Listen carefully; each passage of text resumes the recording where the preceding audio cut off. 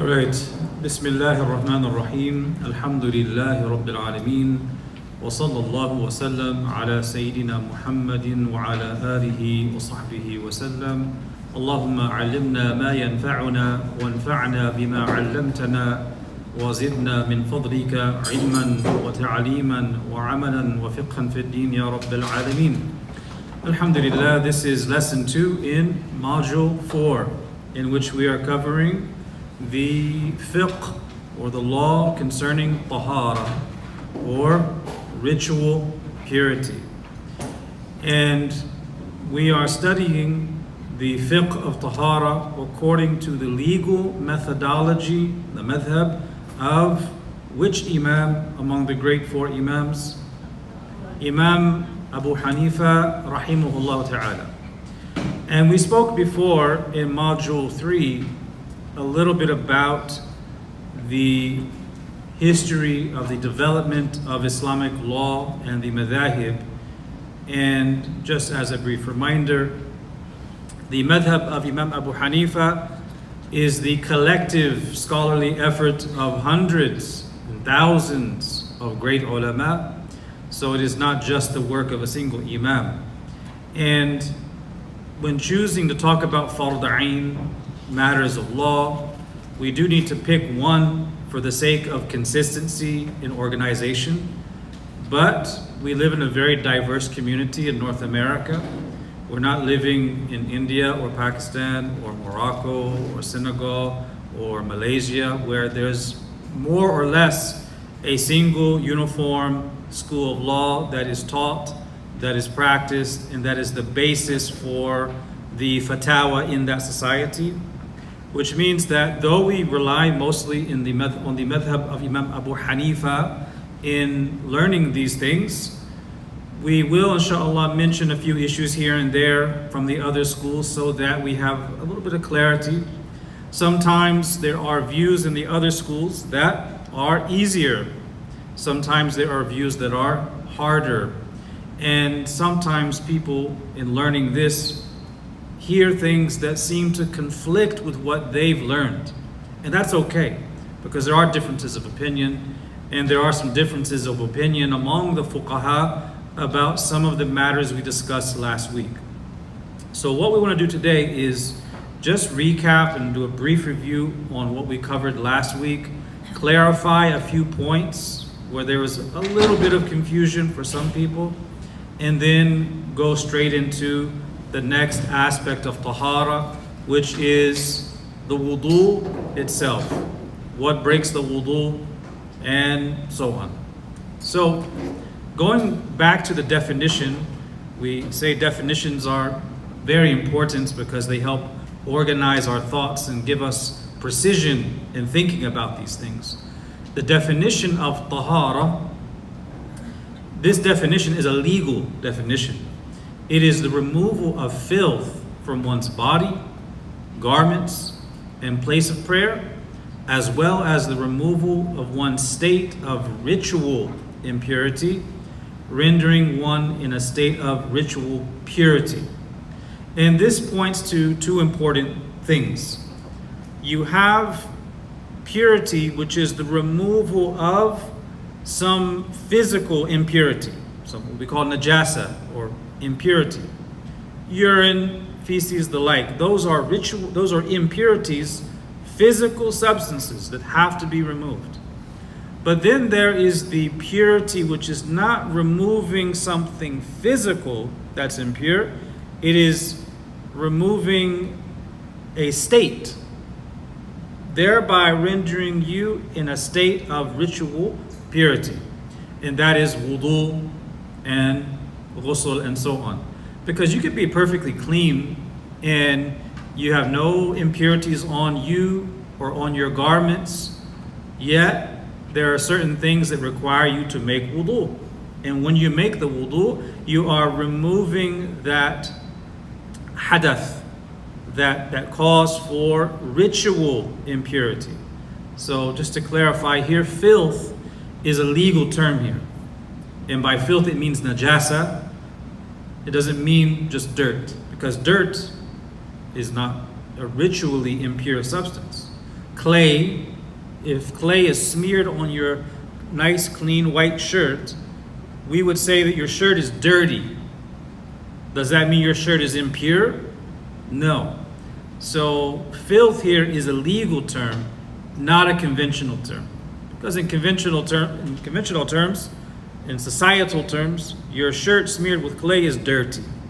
The shirt you wore working out in the backyard that has grass stains and dirt and oil, it's dirty, it's filthy.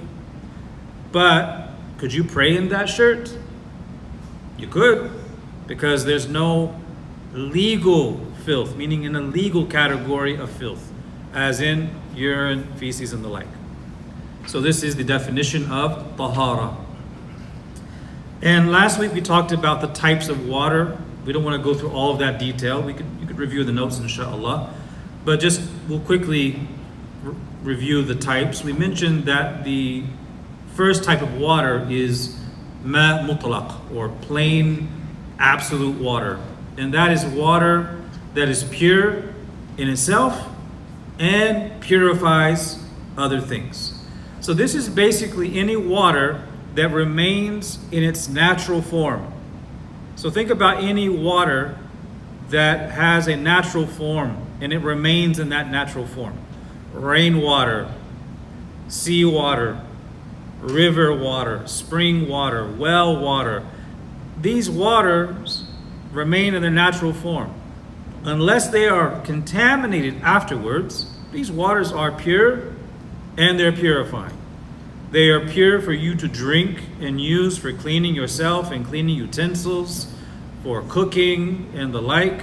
And they are purifying, allowing you to remove najasa from your clothing or body and to make wudu and ghusl with.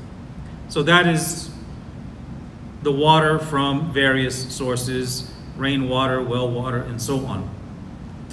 Then you have the water that is pure, but it's not purifying. So you can use it, you could drink it and so on, but you can't use it to remove impurities. And there are some forms of water that are pure and not purifying that you are discouraged from drinking. It's makruh to drink. So they would say that is used water, the water that is used in wudu and ghusl. So in the school of Imam Abu Hanifa, if a person, let's say they're standing in a large bucket and they're pouring water over themselves, making ghusl. Once that water reaches the body and then separates from the body, landing inside of the bucket, the water inside the bucket is now called ma musta'mal. It is used water. Can you use that water for wudu afterwards? It is disliked to drink or cook with it. It's pure, but you can't use it again, right? And then you have impure water. And this is basically water that is contaminated with impurities. And the scholars of the school distinguish between the small quantity of still water in which some impurity has fallen versus a large body of water, right? So what, does anyone remember, what is the criteria here? What is deemed this small body of water? 10 by 10 or cubits. The dhira'a is from the fingertip to the elbow. So a cubit, I don't know how that would measure out in centimeters or meters, but 10 by 10 of that. If it's that size or smaller and an impurity falls inside and it's still water, so think of a large puddle and then let's say there's a dead cat inside, or roadkill is inside of this water. Can you use that water to make wudu? Okay, well, what if you go up to the water, you see the roadkill inside of it, you pull it out carefully, and you examine this small body of water, and you don't smell anything, you don't see any change of color, and you don't taste any roadkill taste. Could you use that water for wudu? Yes? No. It's too small an amount of water, right? So even if there's no sign The fact that najasa was in it, you can't use it. But what if you were at a lake and you saw a deer that was dead and floating as a floating carcass on the side of the lake? Can you make wudu with that water? Yes. Why? Size. Because the size, right? Now, no one's going to go next to the deer carcass and make wudu, right? But the idea here is that once it's a large body, it's no longer contaminating the water. Now, I mean, these are issues that more than likely we'll never encounter in our own daily life, because as we said last week, the overwhelming majority of our wudu is done with tap water. But these issues come up. The other type of water that we learned about was what they call al-ma' al-maghlub, or the dominated water. And in the school of Imam Abu Hanifa, they make a distinction between water that is dominated by another substance that is solid, jamid, solid substance, or a water that is dominated by another liquid. So to give you a scenario, let's say you have a bucket of water, okay? It's pure and purifying. And there's a rainstorm. And you come to this bucket of water and now it's filled with some leaves and twigs, and it's a little muddy, some dirt got inside. These are solid objects, twigs, leaves, and the like. Can you make wudu with that water now? You can, right? Now, at what point would you not be able to make wudu with that kind of water? Taste and smell. Consistency. Consistency. Or the fluid nature. The fluid nature, right? A saylan. If it becomes so thick that it's no longer with the thinness of actual water, then you can't use it. How likely is that to happen? It's very unlikely, and the examples they give include using leftover pasta water or fool water or lentil water. This is the kind of water that after you cook the lentils, for instance, there's a change in color, obviously. But if you took that water and put it in the refrigerator and took it out, it would be thick. It would have this kind of viscosity to it. It's changed enough where you can't use that. But it's not as if any of us are looking to make wudu with that kind of water. What about liquid? So you have water, let's say it's pure and purifying, a bucket of water, and you come back and you find that some other liquid has been added to it. Let's say orange food coloring. You come the next day, now it looks orange. Can you make wudu with that water? So it's a liquid added to pure water. The liquid's pure, just like the leaves and the twigs were pure. Can you make wudu with that water? It's changed the color. Depends. But what do you call that? Because it's no more colored water. What do you call it then? Or it's a mixed rain or something. Yeah, I don't know what you would call it if it was orange food coloring, but sun-kissed. Well, that would be a soda, wouldn't it? In the school of Imam Abu Hanifa, it's a little bit more relaxed than the other schools here, because if it's still called water, you could use it, as long as you're talking about impurities, obviously. So a better example may be not the orange food coloring, but something a little more relevant. Let's say you prepare a bath and some soap suds get inside and mix with the water. In the school of Imam Abu Hanifa, can you still use that water for purifying yourself? In his school, yes, because what do you call that? You just call it soapy water. It's still water. So they have a rule of thumb they give in the school, which is if it changes its name to some other essence, then you don't consider it water, that can be used for purification. Example of a solid, a good one is tea or coffee. If you add tea leaves or coffee to water, and let's say you have a coffee cup and you have a bottle of water, and you ask someone to go fetch me that water, are they going to ever reach for the coffee? No, even though it consists of water, because it's changed its essence so much that it's not even called water anymore. It's called coffee or tea, right? But soapy water, it's water, right? So again, these things are not really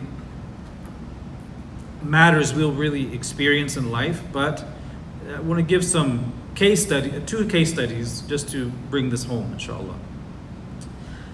Important points that we mentioned last week, and I want to reiterate here. The most important thing when learning fiqh is not just the details, but the principles behind them. Because if you understand the principles, you can apply them to issues that come up in your life. You don't have to play a guessing game. So among those principles is that the assumption, the asl about water is that it is pure. So let's say you're walking in the forest, you see a body of water. What do you assume about that water? Do you assume that it's pure or impure? You assume that it's pure. Does that mean that there's no impurity inside? No, there may be, but you would have to discover that. Your default assumption is that it's pure. Now that assumption isn't lifted even if there are reasonable possibilities. It has to be certain. Some things in Islam are based on caution, and some things are based on ease. Examples of things that are based on caution, ihtiyat, are matters like meat and matters like transactions, right? The rights of other human beings, their property, and so on. The basis of those things is caution. Some things are based on ease, such as water. So the rulings on water are based on ease, and that is why the default for water is purity. Now to bring this home, we want to look at a case study. Someone asks, what about the water inside of a public swimming pool? Now, I don't know if you've heard about this, but there are studies about the amount of urine inside of public swimming pools because of children and maybe adults doing things they shouldn't be doing inside of the swimming pools. If you read these studies, you may not ever want to go to a public swimming pool, but let's assume you don't know them. So you have the public swimming pool. Okay, let's apply the principles. You get to the swimming pool. What is the assumption about the water? Your default. Purity. What is the average size of a swimming pool? Is it larger or smaller than 10 by 10 cubits? It's larger. Unless we're talking about one of those kiddie pools. We're talking about a public, large, Olympic-sized swimming pool. So it's larger. So let's say you're at the pool. You know it's pure by default, and it's a large body. And on the other side of the pool, you see some toddler urinating in the pool. Does that render the pool najis, impure now? I heard some yeses. Okay, but it's larger than 10 by 10 cubits. So if it's larger than 10 by 10, does that child urinating in the pool render the entire thing impure? No, it doesn't. It doesn't mean it's not nasty. Like, we understand that. It just means, legally speaking, if you're on the other side of the pool swimming and you see that ghastly sight, you don't have to go rinse off. I mean, you might want to just because of the way you are, but you legally don't have to do that. You don't have najasa on you, hukman. Why? Because of the size of the body of water, right? Okay, so that's our first case study. According to Hanafis, like the water have like a smell of the chlorine and all that. Is that still? You were going to get to that, inshallah, right? We'll use the mud puddle example and then go back to that. Case study 2. Someone had asked about this last week after the class, so I wanted to go over this again. So we see a mud puddle in the middle of a forest on a trail. What is the assumption about that water? It's pure.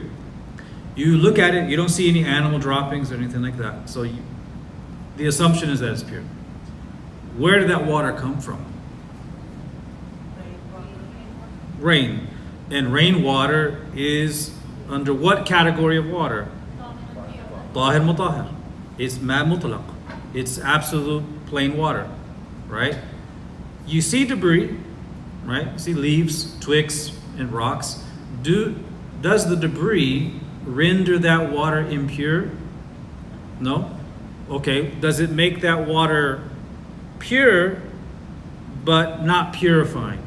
Meaning it's still pure, but you can't use it for wudu. Can you use it for wudu? You can. You can. Some people are confused about this because I think they're confusing between muddy brown water and mud as in the thick mud. So I want to illustrate with a picture. You see the pictures in this slide. On the left you have this brownish colored water, and on the right you see this thick clay-like mud that obviously has moisture in it. Which of these can you use? The one on the left. Can you use the one on the right for wudu? No, you can't. Why? It's maghlub. It's overcome with this solid, right? You can't use that. It's not even called water anymore. It's just called clay or something. But on the left, although it's brown and you might not want to make wudu with that water, it's still pure water. Because when we say pure, remember, pure here is a legal judgment. It's not a conventional judgment. You might say that's dirty, but in terms of sharia, it's tahir, mutahhir. It is pure and purifying. Because although it has a change, this discoloration because of whatever sediment, that has not overcome it to the point of it losing its essence.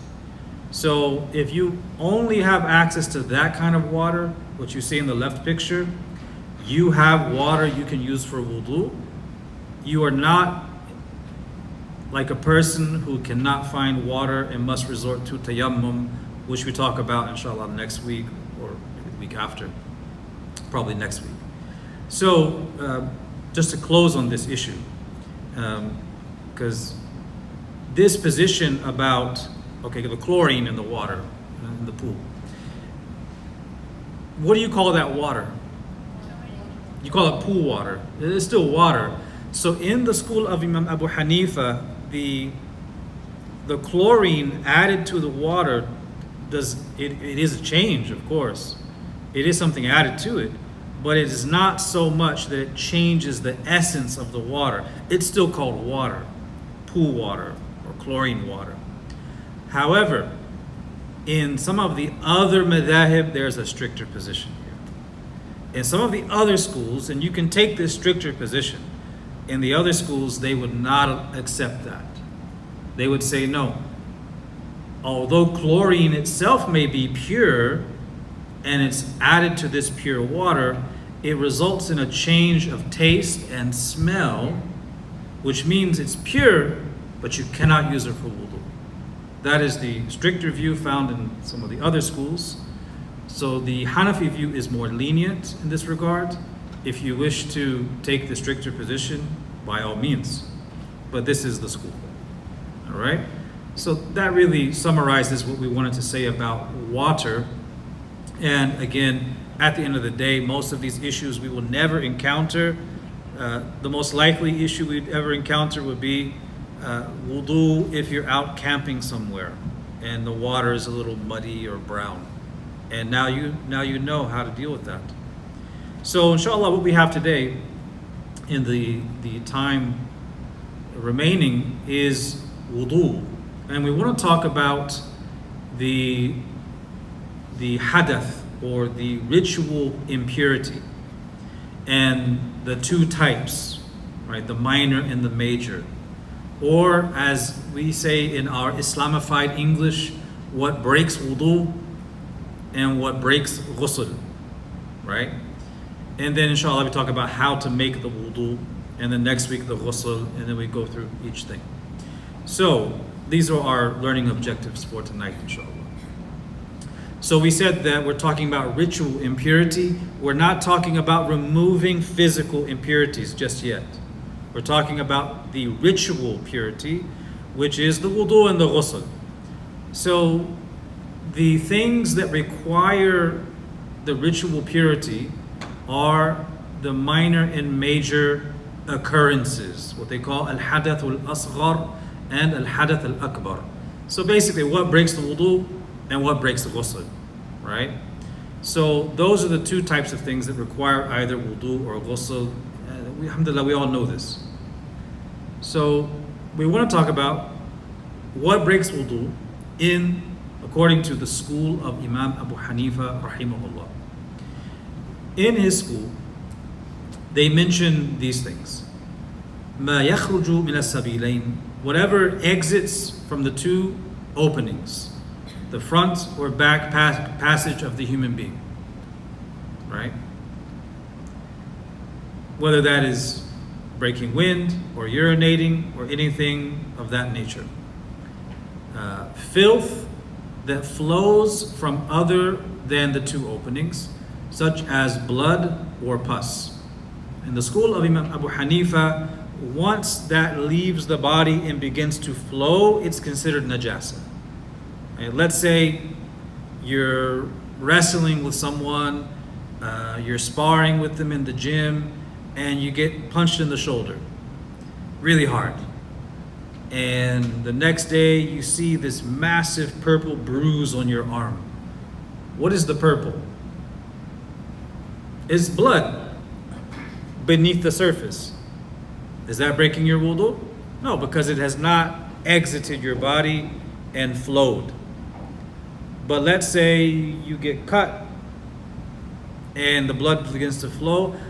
Does that break the wudu? Yes, if it flows. So there's a distinction between what's flowing and not flowing.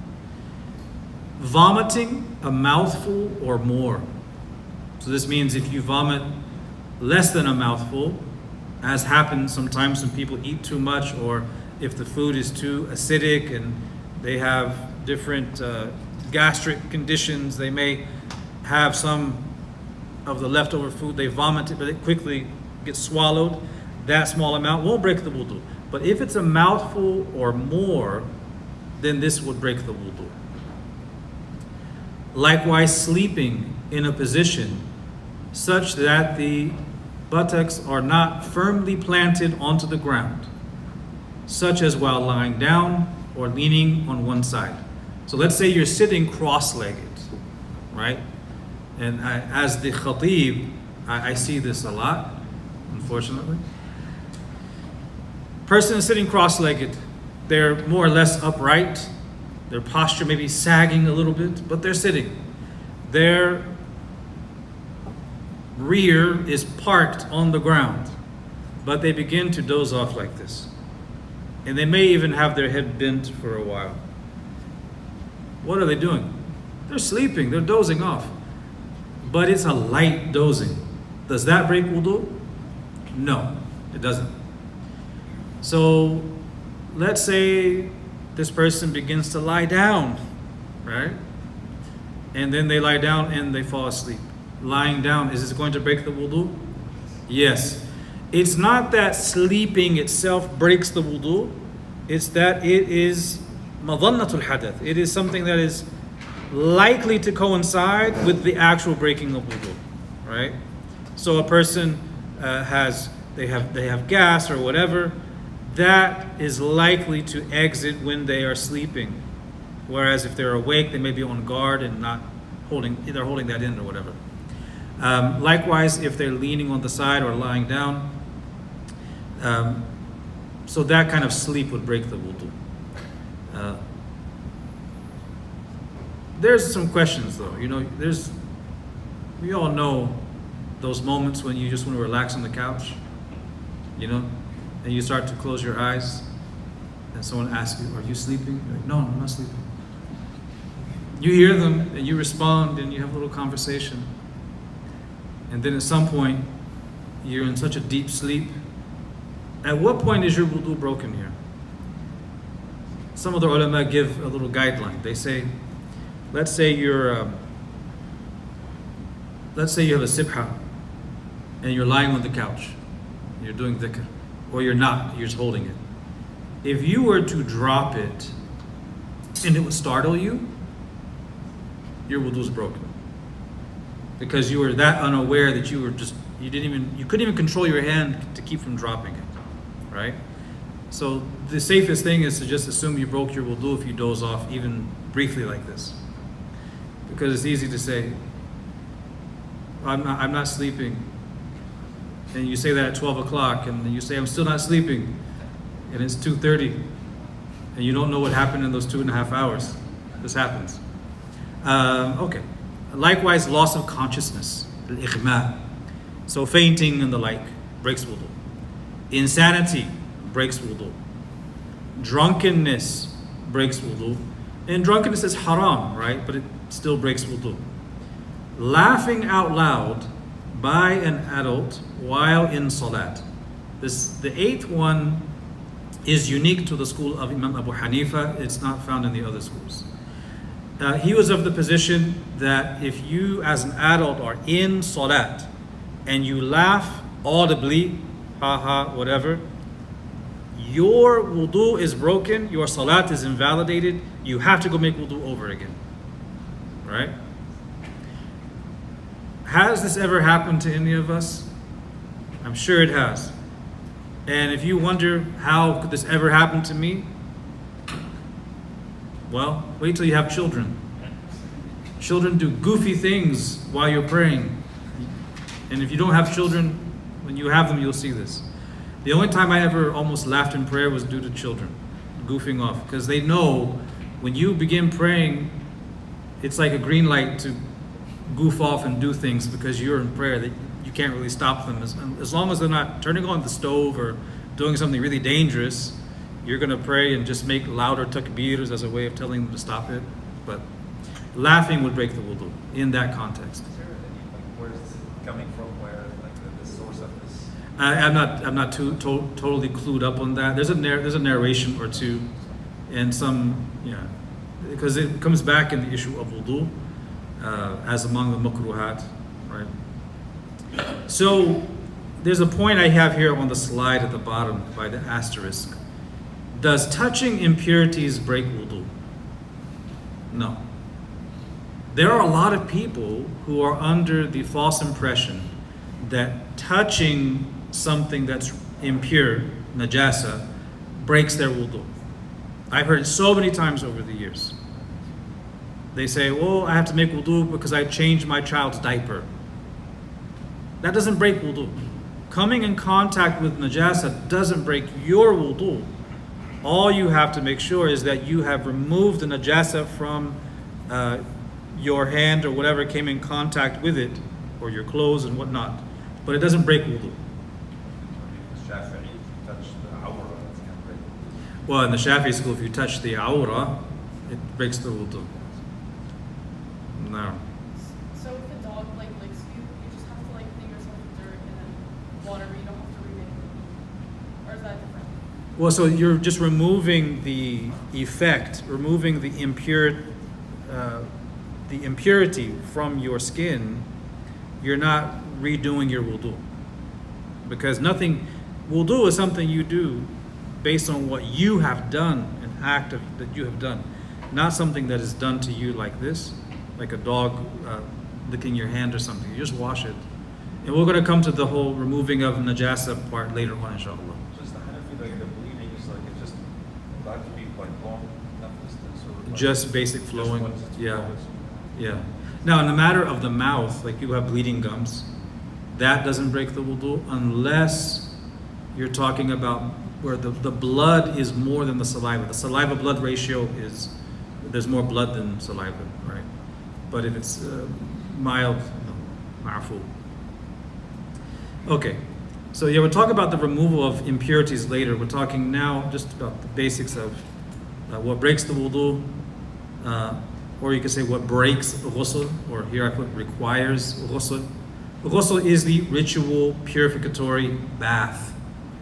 And what requires ghusl is the emission of sperm/sexual fluid, mani, that leaves its normal place inside the body with pleasure. It's a very precise definition because it uses the term mani, sexual fluid. In this context, it is applied to both men and women, that leaves the normal place inside the body with pleasure. Intercourse, with or without ejaculation. The ending of menstruation or postnatal bleeding, so basically the end of a woman's period or after she's given birth and the nifas is finished. Someone who becomes a Muslim, they're required to make ghusl. In the school of Imam Abu Hanifa, the soundest view is that it's fard and not wajib. So it's something you should really insist on if you encounter a non-Muslim who wants to be a Muslim. You want to tell them, listen, go take a bath. And for them, it's easy. Just tell them head to toe, just bathe from head to toe and cover every area with water. That's it. Recommended for ghusl would be for Jumu'ah.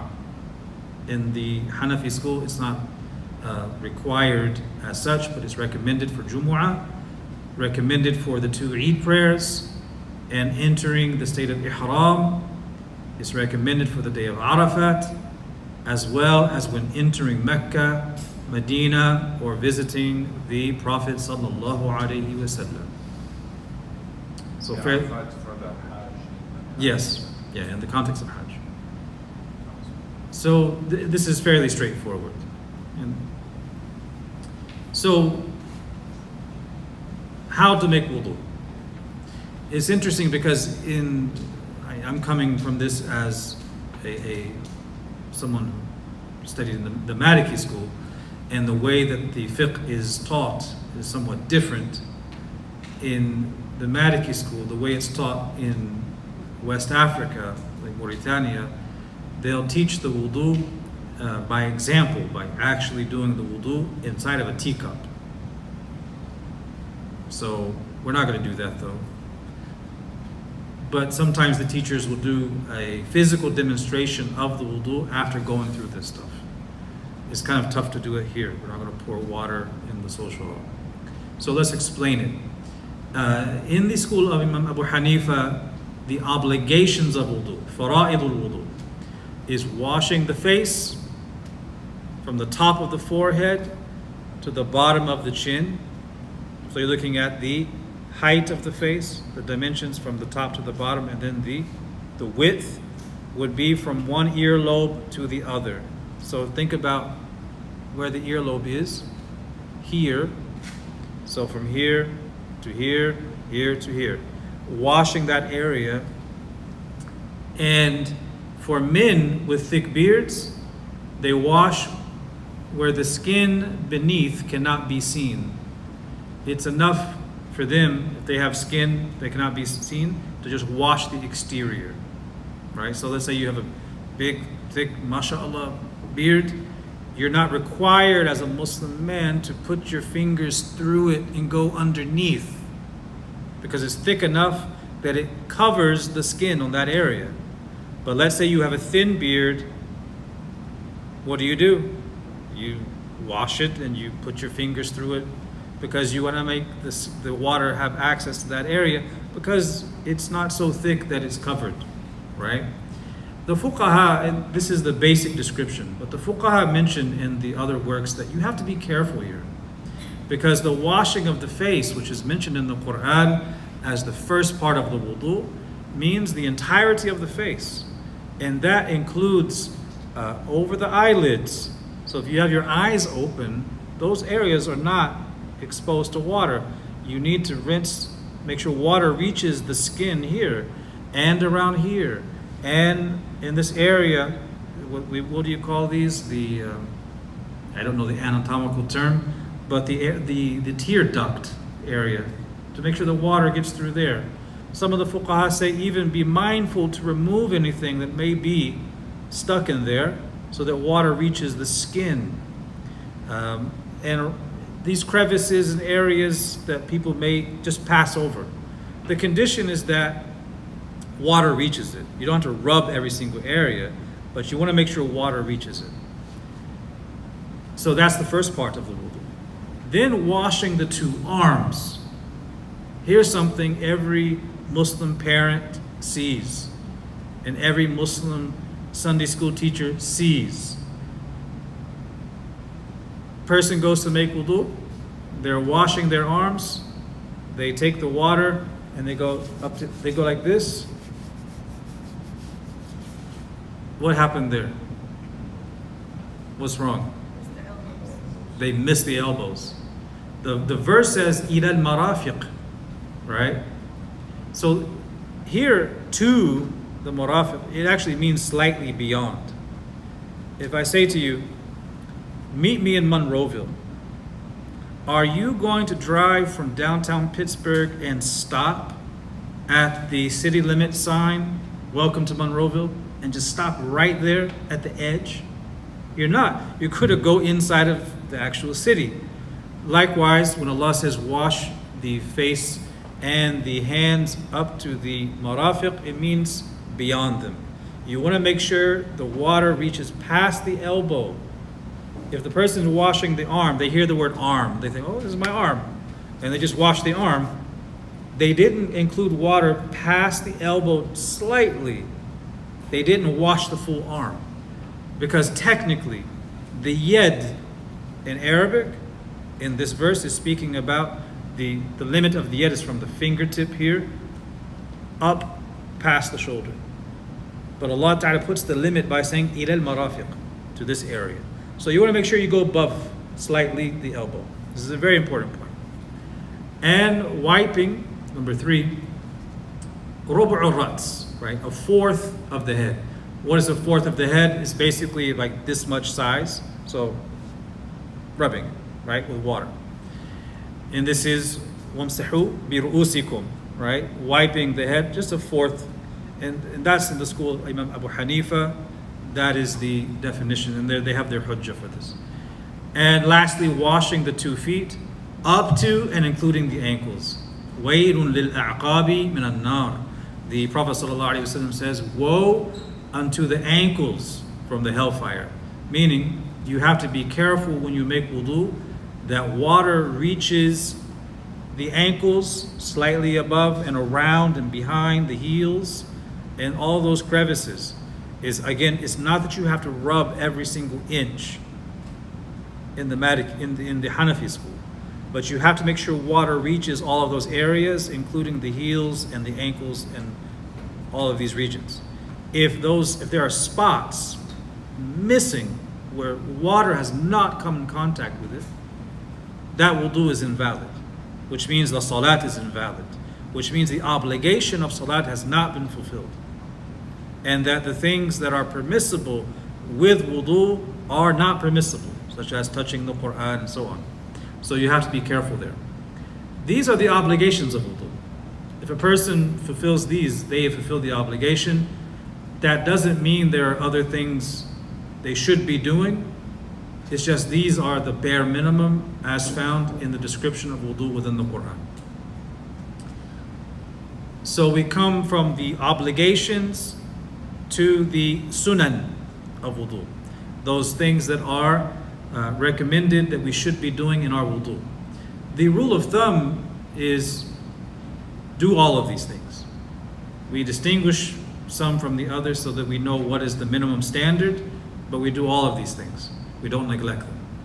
So among the sunnahs of wudu is to wash the hands to the wrist prior to wudu. Now, there's a context for this. Before the advent of piped in water into homes, where you have tap water in your kitchen and in your bathroom, the water would come from a well or a cistern, and it would be collected, and people would make wudu from a utensil. What do they call it? The lota, right? Right? Jurun. What's that? Called jurun. Jurun in Arabic. Aniya, right? So in the madhab, in the school, it's recommended, it's a sunnah for you to wash your hands up to the wrists before you make wudu with that water. And there's a reason for this. Because you don't know where your hands might have been, if they've come in contact with any impurities in the night or so on. So before you use that water, they say, wash the hands up to the wrist. This is something that doesn't need to be done if you're not in that context and it's just tap water, because you're not risking putting in a hand with impurities inside a container of water, which would render the entire container impure. You don't have that error, they don't have that risk. So number 2 is to begin with tasmiyah. What is tasmiyah? Right, so the school says it means Bismillah, or Bismillah ar-Rahman ar-Rahim, or even Alhamdulillahi Rabbil Alameen. Right, tasmiyah, it means the name, to mention the name of Allah in a general sense. Right? So you could say Bismillah or Bismillah ar-Rahman ar-Rahim or other things. Number 3, to use the siwak at the beginning. At the beginning. That's the method. That's a sunnah as well. And to rinse the mouth 3 times. Number 5, to take the water. So what's number 4 is called? Madmada. Number 5, to take water into the nostrils with 3 separate handfuls of water. What's that called? Istinshaq. Right? The 6th sunnah is to increase the depth of taking the water in the nostrils, provided one is not fasting. And what that means is, mubalagha, shay'an ma, a little bit of taking it beyond just the surface of the nostrils to really, but don't go to excess with this. And if you're fasting, you should avoid this altogether. Just take the water into the front. You don't want to have it go through your sinus and down your throat, right? What's not mentioned in the basic text, but the Fukaha mentioned elsewhere, is that there is an adab here that you should observe. A lot of people don't observe it. Okay, you take the water into your hand, and you sniff it into the nostril. Now what? Where does that water go? Well, you're expelling it, but here's a question of adab. How do you expel it? Imam Malik rahimahullah, he said one should not take the water into their nose and expel it like a donkey. Have you ever been around a donkey drinking water?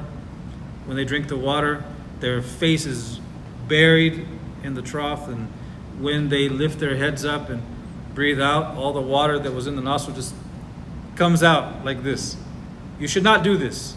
This is unbecoming. So what this means is, it's an adab that if you take the water into your nose, you don't just blow it out like that. You use the other hand to cover that, so that whatever is removed, it's done with some decorum, right? So that's number 6, to take that water. Number 7, to pass the fingers through the bottom of a large beard with the water on the palm of the hand. So let's say a person has a large beard. This would be a sunnah if they take the fingers, they put water in the palm of their hand. With the fingers, they just go like this, right? That's recommended. And 8, to interlace the fingers, takhril al-asabi'. And this is based on a hadith. And takhril al-asabi' is basically, as your hands are wet, you take the wet fingers of one hand and you pass them through the knuckles of the other like this, right? So that you're getting in between the webbing of the fingers. This is sunnah. But there are more sunnahs. To wash the limbs 3 times, right? This is important because if you wash them 3 times each, you almost guarantee that there's no spot that you missed. If you do it once, that's enough. However, there's a chance you could have missed a spot and water didn't reach it. But if you do it twice and then 3 times, you're almost guaranteed to have covered every area. Number 10 is wiping the entire head. So in the madhab, you at least have to wipe rubu'u ras, a fourth of the head. But it's still a sunnah to go beyond that to the rest of the head. So the first part was describing the minimum, and now it's describing the ideal. So the full head. Likewise, number 11, to wipe the ears, even if with water used for the head. So even if you do this and then go straight to the ears, that's fine. Or you take fresh water, your fingers are wet, and you do the ears. How do you wipe the ears? They give different descriptions, but you can think of it as using the index finger and the thumb, where the index fingers go inside of the ear and go around and down, and the thumb goes behind the ear, and one single motion from the front and then the back, you've done the wiping of the ear. And number 12 is to rub the limbs with water. This is a sunnah of wudu, and this is called delk. Now, in the Maliki school, to give you a stricter view, right, delk is required, it's a wajib. If you don't do delk, your wudu isn't even valid. The Maliki school is the strictest in this regard. This means that it's not enough for the school of Imam Malik for you to simply pass your arm over the water faucet. Let's say you have the running water, you just pass your arm over it and move it around, and the water reaches everywhere and beyond your elbow. In the Hanafi school, that's enough, because all that matters is water reaching it. In the Maliki school, that is not enough. You have to make sure that your hand or some object is rubbing the water around that area, right? And for things like ghusl, they say even you can use an object, or you can even hire someone to bring a back scratching utensil, wet it. It's detailed, but that's a stricter view. Now, in the school of Abu Hanifa, to wipe the limbs is still sunnah. It's just not a fard that if undone, your wudu is invalid. Your wudu is still valid if you don't do it. Number 13, to wash the limbs successively, right? Without pausing between them. What does this mean? So it says, such that in normal weather, the last part would not dry before one began the next. So let's say you're making wudu. You wash your right arm, you go up beyond the elbow, you're doing everything, and then your child calls out to you, Mommy, Daddy, so-and-so is burning the scrambled eggs downstairs. And what do? Do you finish the wudu? Or do you go downstairs? Well, you should go downstairs, probably. You go downstairs, you realize it's not that big of a deal. Just turn off the stove and scrape the eggs out, and problem solved. Can you go back upstairs and begin with the next arm? Or do you have to start all over again? Huh? What's that? You can continue. Same thing in the school of Imam Abu Hanifa as well as Imam Malik. However, it's with a certain condition, that the limb has not dried in the normal amount of time it would take to dry in normal weather. So if you are in Death Valley, California, it dries instantaneously. That's not the time we're looking at. If you are in the jungles of Borneo and it's really humid, it'll stay wet for a long time.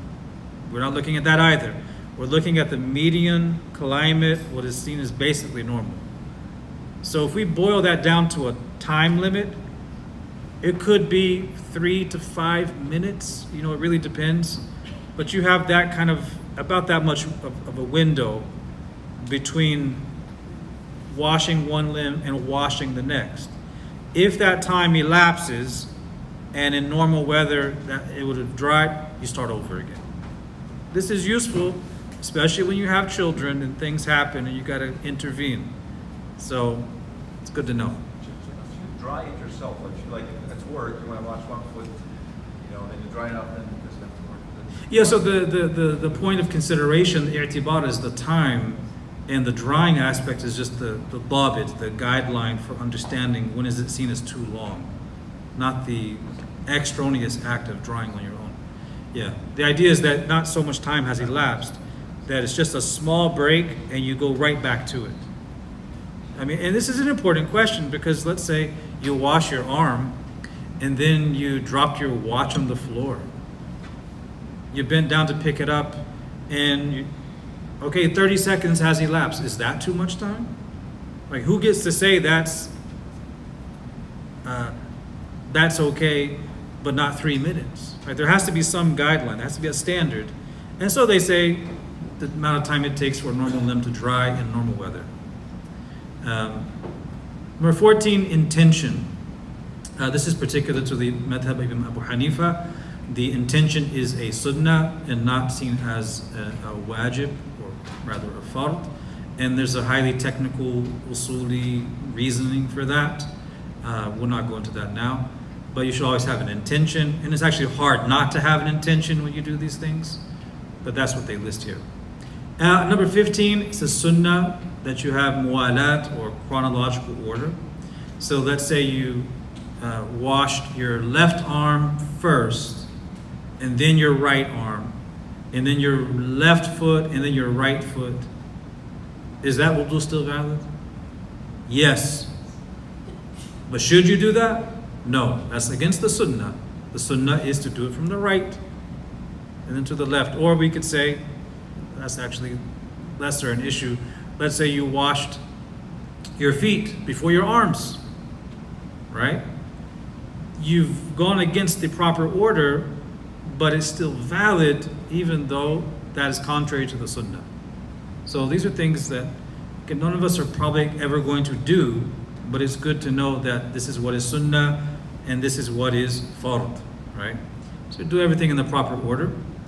And to begin with the right when washing the limbs, this is a sunnah, or some say it's recommended, mandub, which is a little bit of a lower level.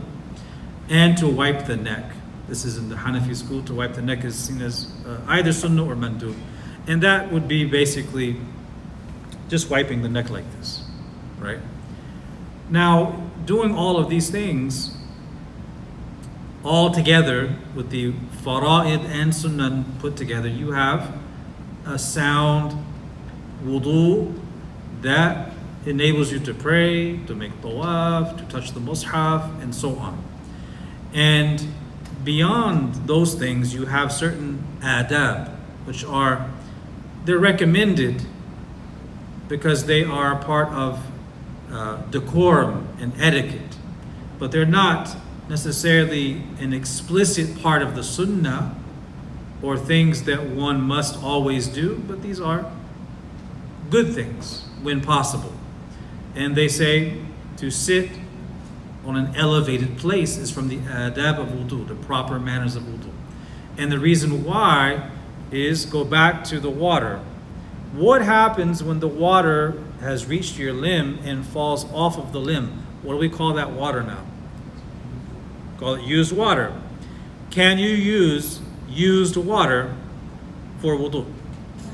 No.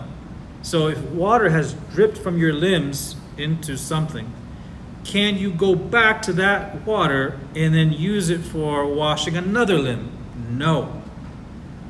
How likely is that to happen? It's unlikely. But if you're sitting in an area where the water is dripping and getting all over you, there's a chance that the used water is mixing with the other water. This can be a little problematic. So to avoid that, it's better to have an elevated place, or to pour the water or use the water in such a way that it's not going to spill out and get on you, whereby you're using it inadvertently as you continue wudu. So we don't have to really think about this too much, because where are you usually making your wudu? Your bathroom sink, That's already elevated place. The water is elevated, it's away from you somewhat. So you've covered that. Number 2, to face the Qibla. If that's possible, if you're outside, for instance, you could face the Qibla. That is a good thing. The direction of the Kaaba. Number 3, to abstain from talking. In this, they mean general speech. That is not dhikr. You're not going to talk about who's going to win the playoffs and all of that with your wudu partner before jama'ah in the wudu area. I mean, you can, it's not haram, but it's against the better manners of wudu, unless you're making dhikr. Number 4, it is from the adab of wudu to make supplications before and after wudu. And we have prophetic du'as before wudu, tasmiyah in general, and there's some other du'as. And then du'as that we make after. And these are things that one can memorize. It's from the adab of wudu as well to gargle and draw water in the nose with the right hand and expel the water with the left hand. Remember what we were saying earlier?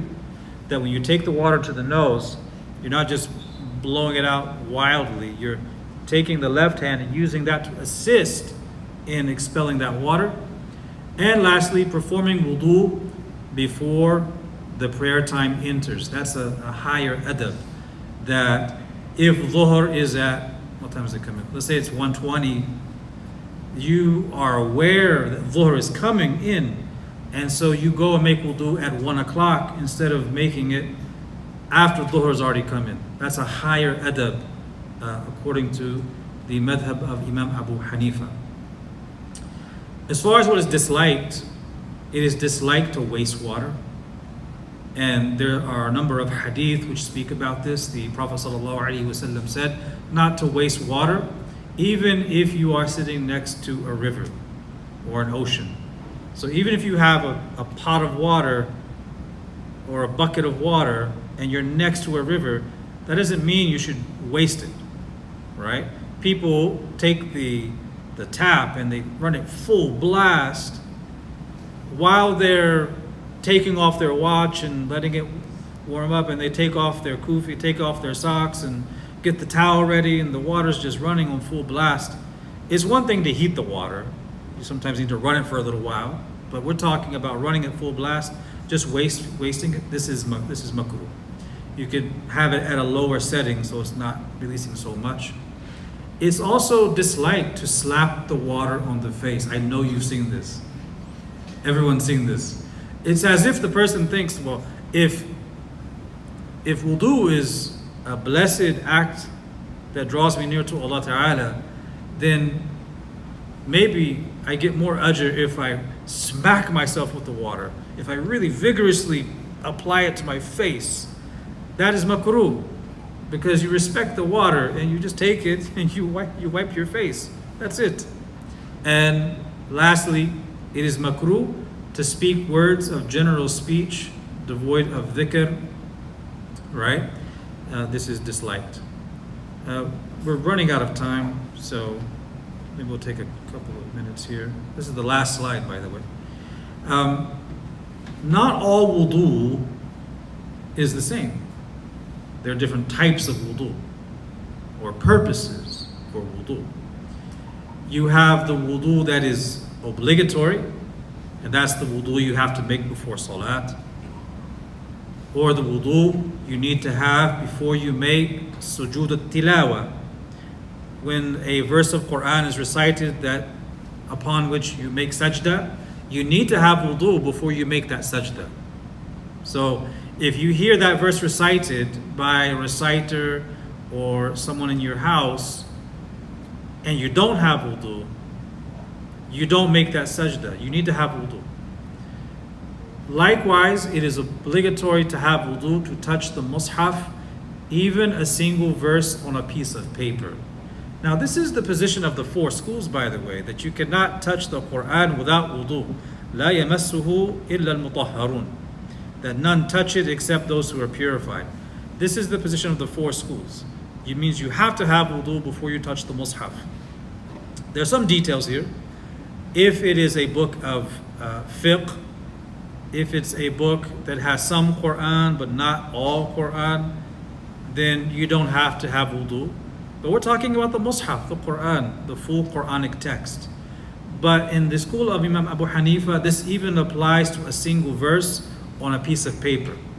So what about the Mus'haf apps on our digital devices? Can you touch those? I am of the view of those ulama who say you can. However, there are some who say that you must have wudu to touch those too. Because regardless of the nature of the digital text and the interface, as they argue, you are still putting your finger on the screen that is in contact with that. So what you'll find, to be on the safe side, you can use those apps and touch the Mus'haf app without wudu, but it's good if you find the apps that are designed like this, where you have the space above it or below it, where there's no text, and you can slide your finger there without putting your finger directly on any of the verses.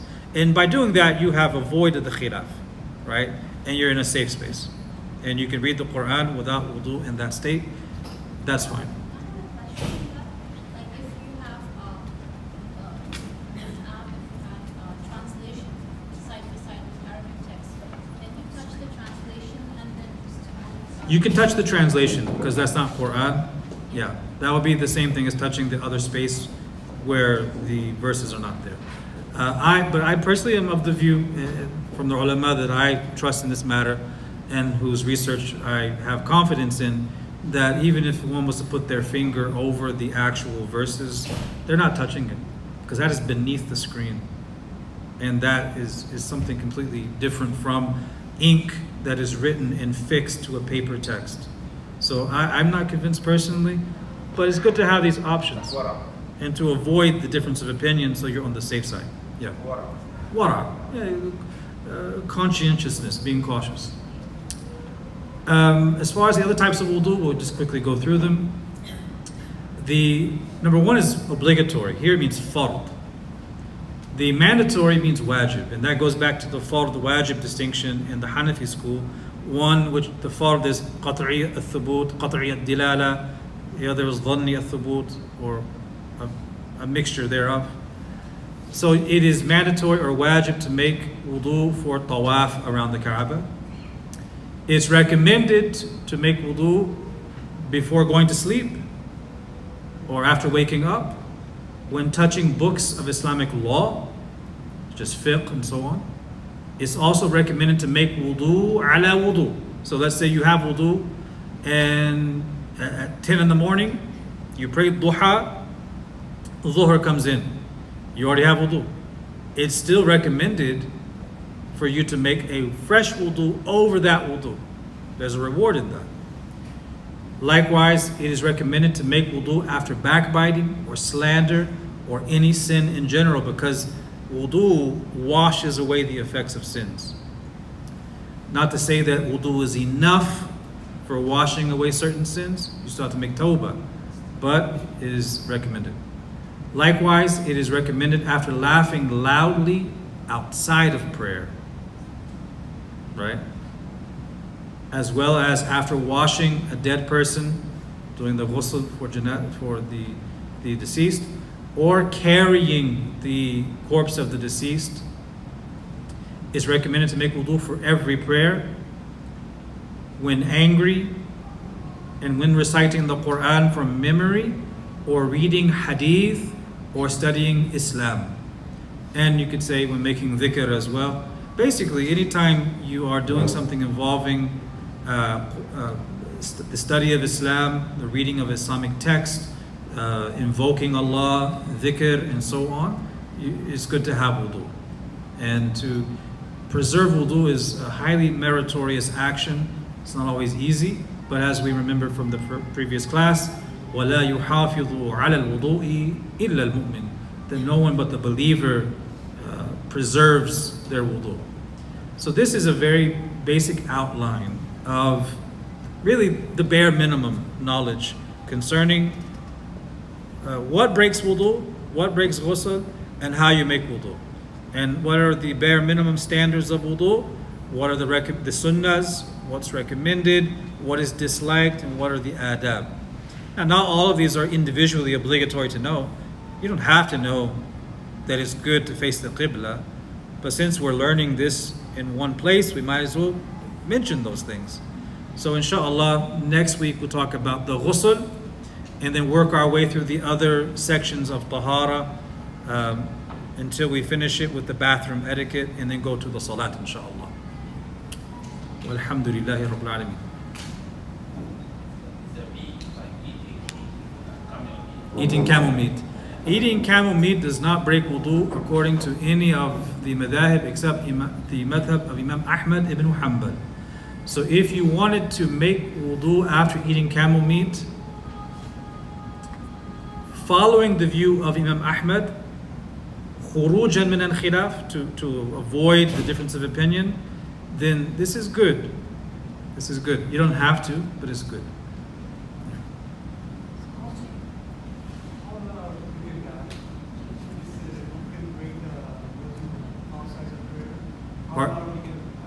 Pardon? How loud we have to be while laughing? How loud?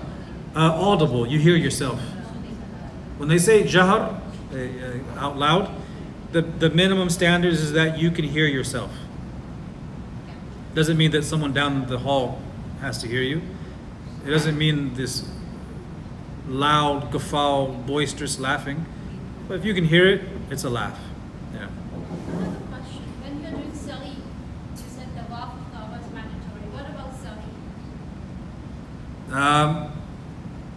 I mean, at least in the Hanafi school, what's mentioned as wajib is for tawaf, not for the sa'i. Sali can be done without. As far as I know, yeah.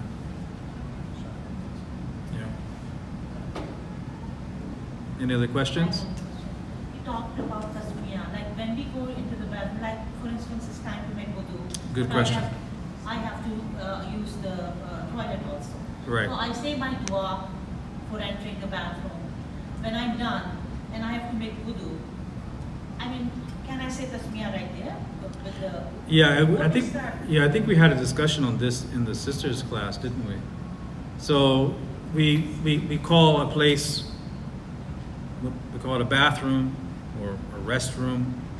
In classical Arabic, the area for relieving yourself is called the khala, and that's a specific area. And one is not using the khala as the same place where they're making wudu. In our time, we have a bathroom which has a shower, has a bathtub, has sinks, has drawers, it has the toilet over here. So do we say that all of that is the same space and the rulings of the khala apply to the whole space? I'm not so sure, because there's a certain demarcation between the shower and the shower curtain and the area there versus stepping out of it. So as far as I am concerned, if there's a demarcation, even if you're in the same room, so to speak, because there's a demarcation between one area and the next, if you say Bismillah over here, it's not the same thing as saying that while you're on the toilet. So I don't have a problem with that. But if the person's in a very dirty space and it's just a toilet and some tap, say it outside before walking in, or say it outside and then walk in, and then do the wudu to be on the safe side, inshallah. So just a dua for entering the bathroom is not enough. You have to say the tasmiyah before. I mean, the tasmiyah is a sunnah, and if you want to avoid the questionable nature of doing it inside of the bathroom near a toilet, just step outside, say it, and then just walk right back in. I've heard some people suggest that. Can we do this because we expect to have a lot of questions? Yeah. Reserve some time next week before the class. Yeah, we'll take some other questions next week, inshallah. Just say it. Alhamdulillah.